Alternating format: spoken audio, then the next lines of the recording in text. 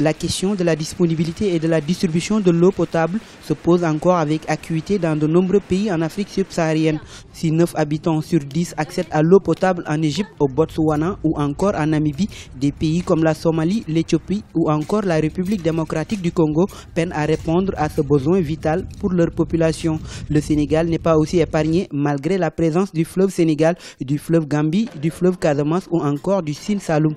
Ce volume-là va être en tout cas augmenté avec le programme de KMS3 qui va contribuer à transférer de l'eau pour un volume de 100 000 à 200 000 m3 pour renforcer la production au niveau de Dakar.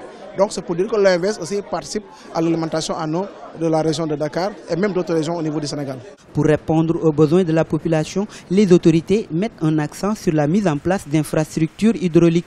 En créant en 1972 l'OMVS, Organisation pour la mise en valeur du fleuve Sénégal, l'objectif des chefs d'État était de trouver des solutions communes à la problématique de l'autosuffisance alimentaire et surtout de l'eau.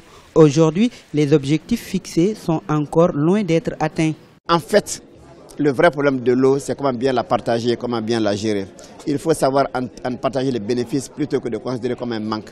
Si nous mettons ensemble nos moyens, nos analyses, notre expérience, nous pouvons faire en sorte que chacun ait de l'eau. Il y a de l'eau en surface, il y a de l'eau souterraine. L'ensemble de ces sources constituent des ressources inépuisables aujourd'hui. Depuis 1972, l'OMVS œuvre pour redistribuer équitablement les ressources du fleuve qui traverse 4 pays, la Guinée, le Mali, la Mauritanie et le Sénégal.